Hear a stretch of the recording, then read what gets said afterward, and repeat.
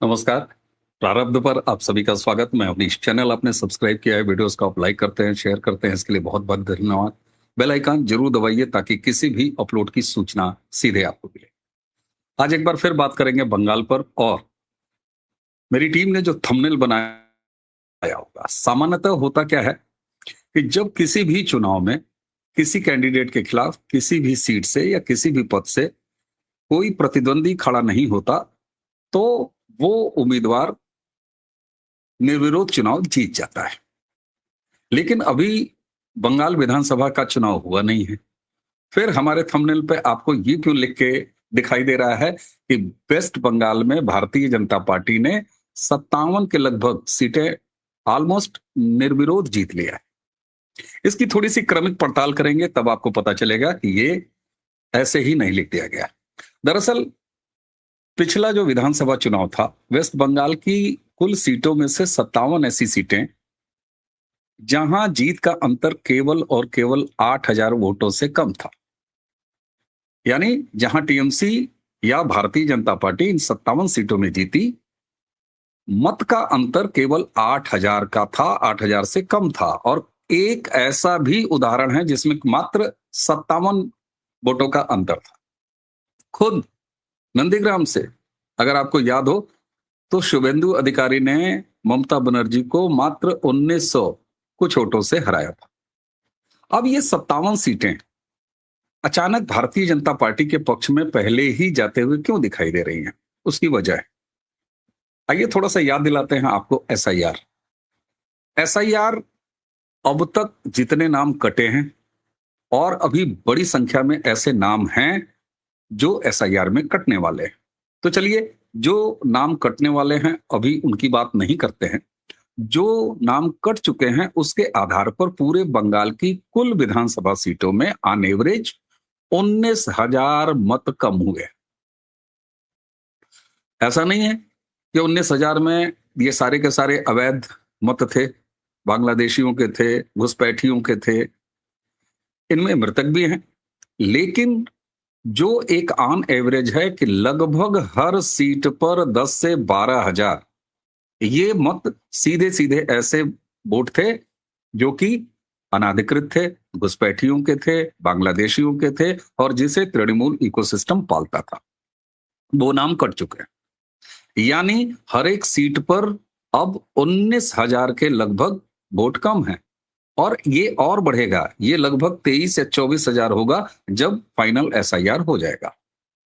तो अब आप कल्पना कीजिए कि इन 19,000, हम 19,000 ही लेके चलते हैं, 19,000 वोटों में से लगभग 90% वोट टीएमसी के फेवर में पड़ते थे। और जब 90% वोट टीएमसी के फेवर में पड़ते थे, तो अगर 19,000 पर विधानसभा पर कॉन्स्टिट्यूशंसी वोट कम हुए हैं, तो ये जो 8,000 से कम 57 सीटें का रिजल्ट आया है, आप इसके रिजल्ट की कल्पना कर सकते हैं। अब आइए जरा ये हिसाब लगाते हैं कि ये जो 57 सीटें हमने कहा था, वो कौन सी ऐसी सीटें हैं। इन 57 में से 8,000 वोटों से कम का अंतर मैंने आपको बताया। इन 57 में से 19 सीटें ऐसी हैं जहां 3,000 से भी कम वोटों का अंतर रहा था। और इन 57 सीटों में से 41 सीटें टीएमसी ने जीता और बाकी भारतीय जनता पार्टी ने। भारतीय जनता पार्टी ने जो सीटें जीती हैं वहां भी वोटों का ये अंतर कम है, और टीएमसी ने जो सीटें जीती हैं वहां भी ये वोटों का अंतर कम है। इसको देखेंगे तो इसकी इंपॉर्टेंस और ज्यादा बढ़ जाती है। क्यों? क्योंकि उस चुनाव में टीएमसी ने 213 सीटें जीती थी और बीजेपी ने जीती थी 77, जबकि इंडियन सेक्युलर फ्रंट आईएसएफ ने केवल 1 सीट जीती थी। उस चुनाव में लेफ्ट और कांग्रेस का खाता भी नहीं खुला था। लेकिन इस बार स्थिति क्या है? इस बार कांग्रेस अभी तक संकेत दे रही है कि वो अलग लड़ेगी, लेफ्ट संकेत दे रही है अलग लड़ेगी, और उसी के साथ साथ ओवैसी और हुमायूं कबीर, इनका गठबंधन आपके सामने है।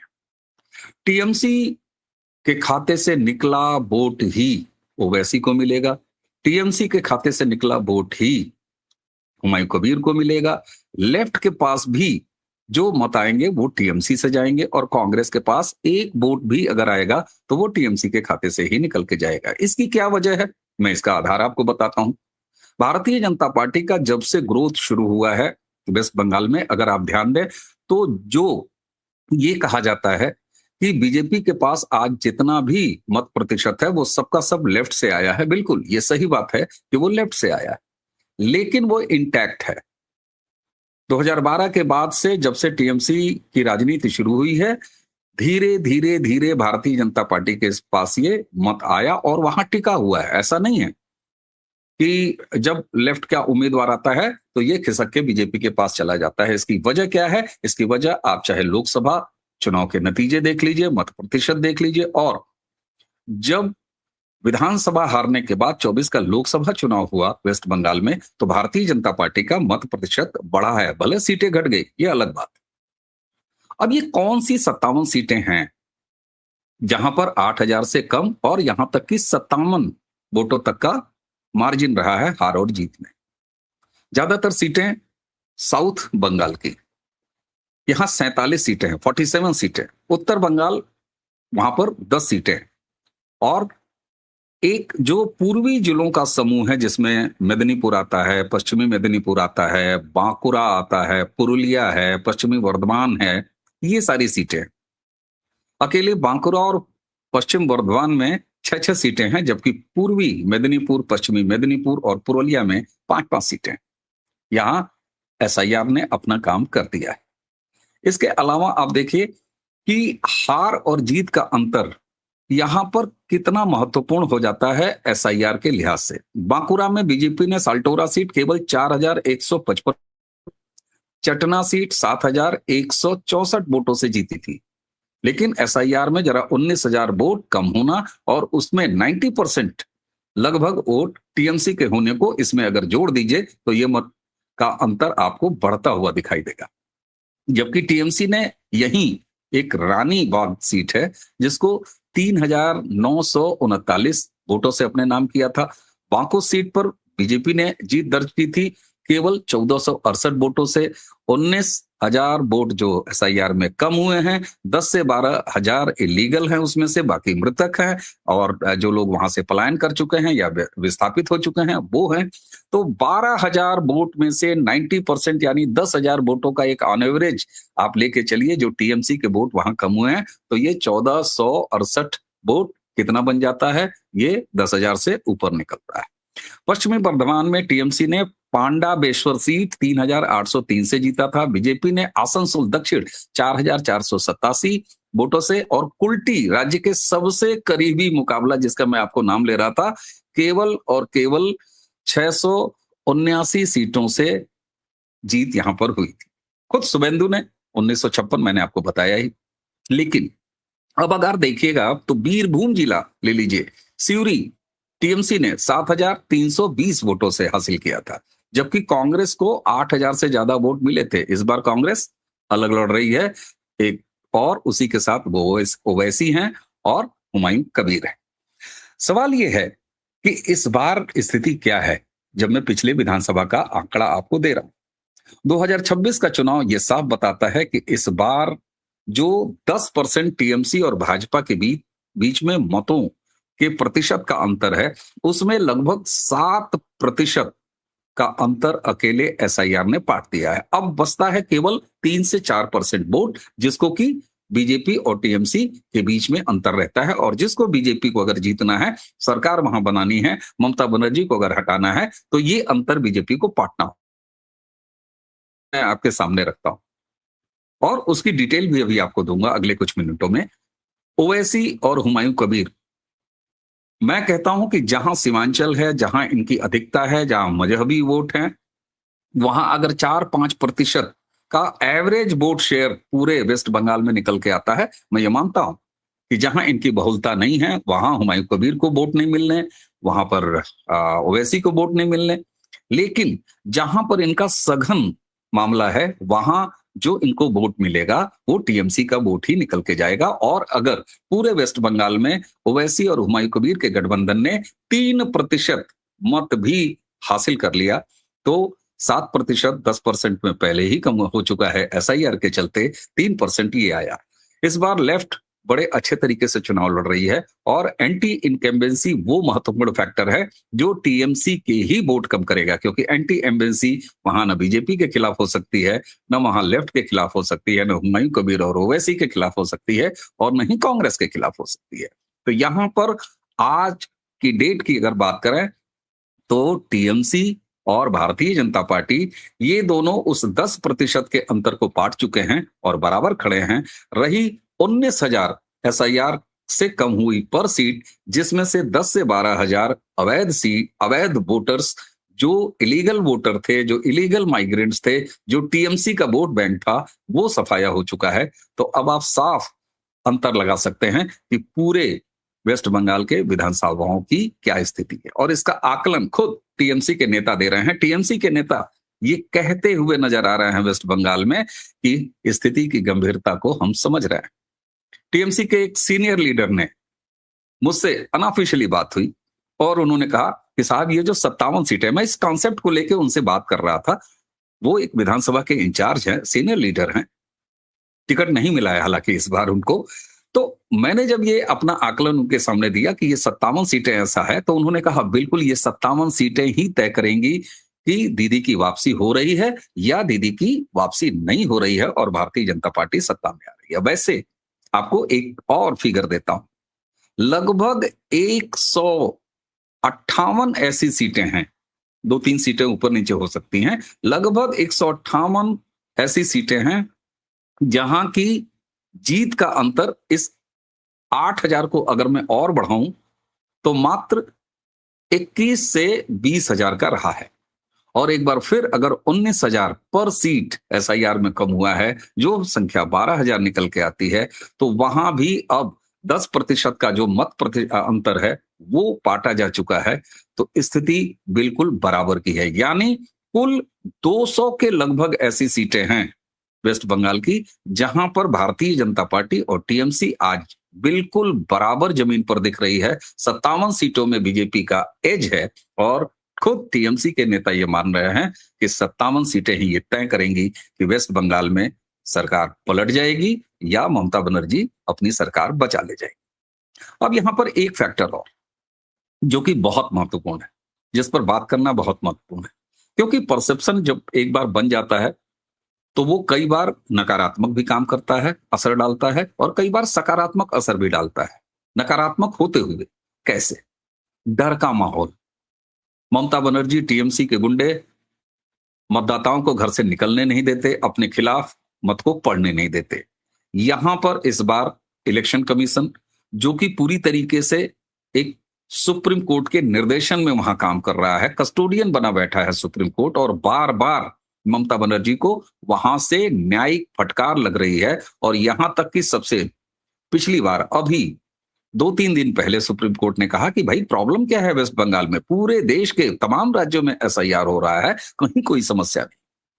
ऐसी स्थिति में केंद्रीय सुरक्षा बलों की भारी तैनाती, और जो सबसे बड़ी चीज है वो बांग्लादेश में हिंदुओं की प्रताड़ना का फैक्टर, और जो महत्वपूर्ण है जहां ममता बनर्जी एज लेके खेलती हैं, बंगाली प्राइड, बंगाली प्राइड, बंगाली अस्मिता, बंगालियत वर्सेस बाकी, बंगाली वर्सेस बाहरी, इस फैक्टर को भारतीय जनता पार्टी ने जमीन पर बहुत खूबसूरती से न्यूट्रलाइज किया है।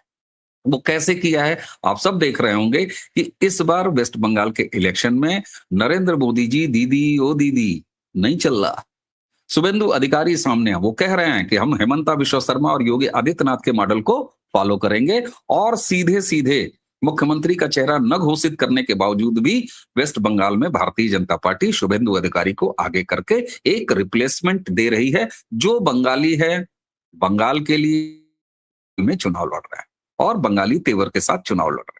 यहां ममता बनर्जी का वो पुराना कार्ड कि वो वेस्ट बंगाल वर्सेस दिल्ली चुनाव करा देंगी, ये न्यूट्रलाइज हो चुका है। और ऐसे में ये 57 सीटों का जो आंकड़ा मैं आपको दे रहा हूं, ये बहुत महत्वपूर्ण है। मेरी जितनी बात हो रही है, 57 सीटें इसलिए महत्वपूर्ण हो जाती हैं कि आज एक धरातल पर टीएमसी और बीजेपी दोनों खड़े हैं। यहां से जो अब सिलसिला आगे चलना है कि किस तरीके से भारतीय जनता पार्टी, चाहे वो केंद्रीय सुरक्षा बल हैं, उनके सहयोग के कारण, उनकी डिप्लॉयमेंट के कारण और इलेक्शन कमीशन जिस तरीके से छोटे-छोटे अपार्टमेंट्स में, छोटी सोसाइटियों में जो मतदान केंद्र बना के दे रहा है इस बार, वो फ़ियर फैक्टर को बहुत कम कर देगा। और एक चीज़ बेहद महत्वपूर्ण, जो भी वेस्ट बंगाल के राजनीति को समझते हैं, वो इस बात को बेहतर समझेंगे, लेकिन दर्शकों मैं आपके सामने भी रखता हूँ। दरअसल ये जो टीएमसी का कैरम क्लब या जो एक जो अराजक नेटवर्क है, जो कि मतदाताओं को डराता है, टीएमसी के फेवर में काम करता है, ये ऐसा नहीं है कि जन्मजात टीएमसी का था। ये लेफ्ट का पैदा किया हुआ इकोसिस्टम है। लेकिन ममता बनर्जी ने साल 2012 में जब तन के वेस्ट बंगाल को ये दिखाया कि हाँ, मैं रिप्लेसमेंट दे रही हूँ और इनकी सत्ता को उखाड़ के फेंक दूंगी लेफ्ट की, तो उसके बाद वही लेफ्ट का पाला हुआ काडर आज आपको टीएमसी के साथ खड़ा हुआ दिखाई देता है। जैसे ही इस काडर को ये लगता है कि कौन सरकार में आ रहा है, ये उसका काडर हो सकता है, हो जाता है, और भारतीय जनता पार्टी इस बार शुभेंदु अधिकारी और लोकल बंगाल के नेताओं के जरिए ये रिप्लेसमेंट दे रही है। इसी के साथ-साथ एक फिगर और बड़ा इंटरेस्टिंग है, और वो फिगर है पश्चिम बंगाल के सबसे बड़ा जिला जो उत्तर और दक्षिण 24 परगना है। वो यहाँ की चुनावी जो सियासत है वो जातीय और धार्मिक ये समीकरणों पर टिकी हुई है, और यहाँ ओवैसी और हुमायूं कबीर बहुत महत्वपूर्ण नजर आने वाले हैं। क्यों? क्योंकि मुस्लिम बहुल सीटें हैं यहाँ की सारी, बांग्लादेश से नजदीक हैं, और इसलिए इन जिले की 64 विधानसभा, आप सोचें, ये दो ऐसे जिले उत्तर और दक्षिण 24 परगना जिसमें 64 विधानसभा सीटें आती हैं, जहां मुस्लिम बहुलता है, जो बांग्लादेश के करीब हैं। यहां एसआईआर एक बहुत बड़ा फैक्टर है। कारण ये कि यहां से एसआईआर में सबसे ज्यादा नाम कटे हैं। कारण आप वही समझ रहे हैं जो मैं पिछले इतनी देर से बता रहा हूं।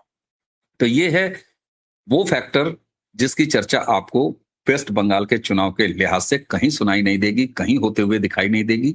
इसलिए मैं बंगाल के बारे में आपको इसी तरह की महत्वपूर्ण चुनावी सूचना देते रहूंगा। बंगाल की समस्याओं के बारे में भी हम लगातार बात करते रहेंगे। अगर आपको लगता हो कि ये वीडियो आपको आपकी बात कहता हुआ दिखाई दे रहा है, सुनाई दे रहा है, तो इसे शेयर जरूर कीजिएगा, आगे जरूर बढ़ाइएगा। चैनल को जिस तरीके से आप आशीर्वाद दे रहे हैं सब्सक्राइब करके, इसके लिए आपको बहुत बहुत धन्यवाद। नहीं किया है तो अब कर लीजिए, बेल आइकन जरूर दबाइए, वीडियोस को लाइक करते रहिए, और इसी के साथ आज की ये चर्चा अब यहाँ समाप्त करेंगे। मुझे यानी अमीश को आज्ञा दीजिए। नमस्कार, प्रणाम, जय जय श्री।